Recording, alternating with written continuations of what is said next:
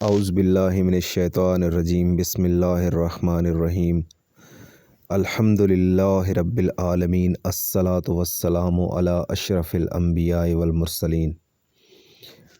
Dear ناظرین، آج نہج البلاغہ کا خطبہ نمبر 21 کا اردو ترجمہ آپ کے ساتھ شیئر کرنے جا رہا ہوں۔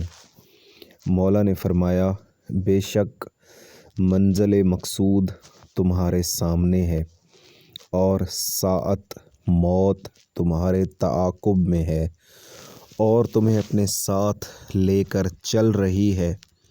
اپنا بوجھ ہلکا کر لو تاکہ پہلے والوں سے ملحق ہو جاؤ کہ ابھی تمہارے سابقین سے تمہارا انتظار کرایا جا رہا ہے۔ سید رضی اس کلام کو کلام خدا و رسول صلی اللہ علیہ وآلہ وسلم کے بعد کسی کلام کے ساتھ رکھ دیا جائے تو اس کا پلہ بھاری ہی رہے گا اور یہ سب سے آگے نکل جائے گا۔ یہ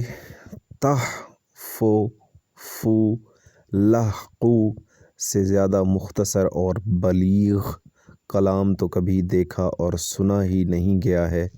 اسی کلمہ میں کس قدر گہرائی پائی جاتی ہے اور اس حکمت کا چشمہ کس قدر شفاف ہے۔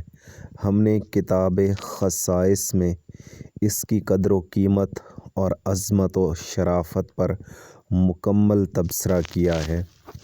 ڈیئر ناظرین، امید ہے کہ مولائے کائنات امیر المومنین علیہ السلام کا یہ خطبہ آپ نے سماعت فرمایا ہوگا۔